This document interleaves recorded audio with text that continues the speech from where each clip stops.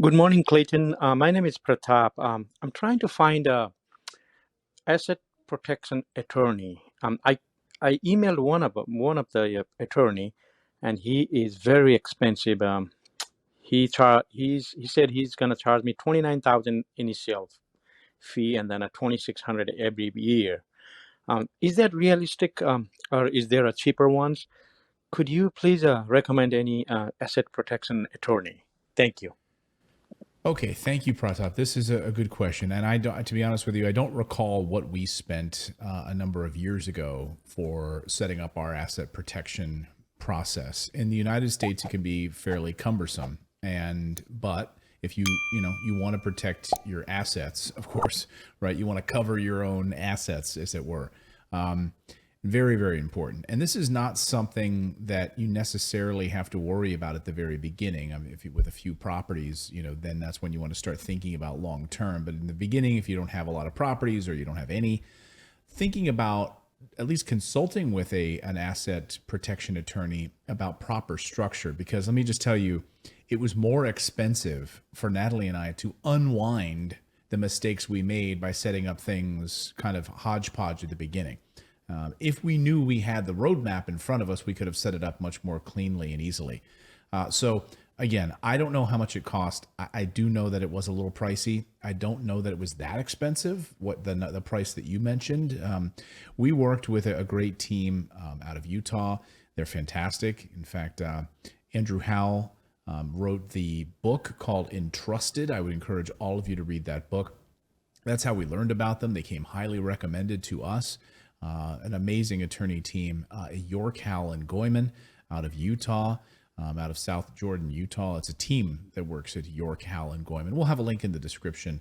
And again, I don't know which team that you've worked with, but they will take you through that process of structuring and making sure that your properties are reporting properly to an LLC or a holding company.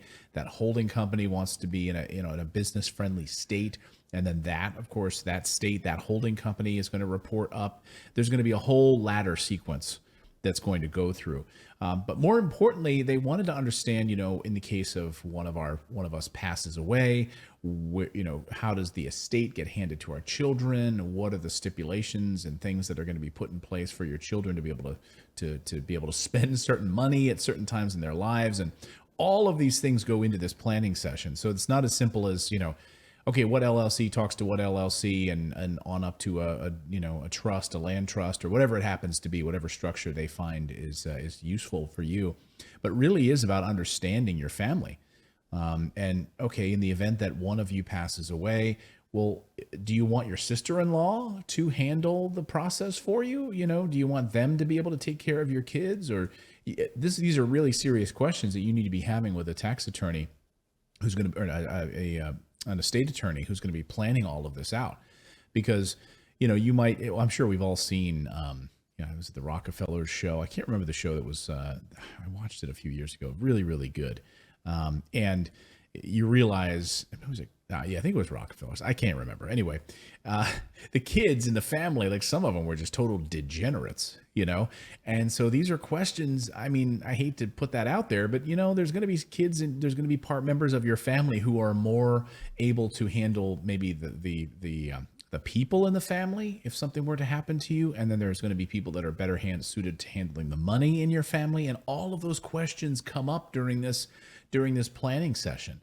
I remember the planning sessions for us took a couple of hours over multiple phone calls going through the details. And once we ended up getting and putting our entire estate together, I mean, it looked like a phone book. I mean, it was thick. So most people don't do this.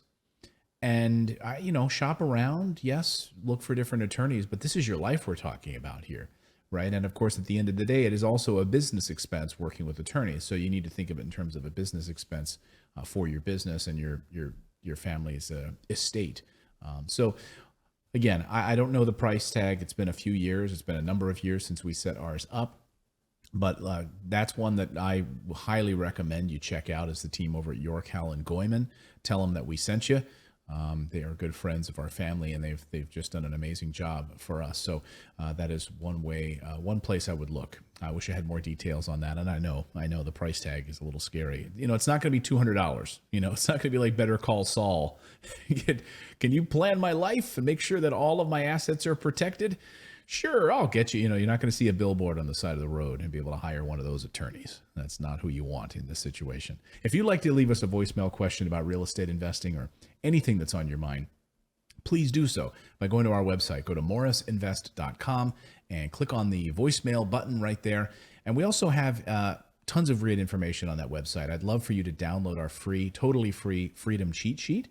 Again, it's about 3-4 pages. It's a PDF. Again, totally free. You can find that on our website as well to help you on this road to financial freedom. It's morrisinvest.com/freedom.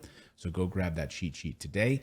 We'll see you back here next time. Now go out there, take action, become a real estate investor. I believe it's the #1 way to build wealth. We'll see you next time, everyone.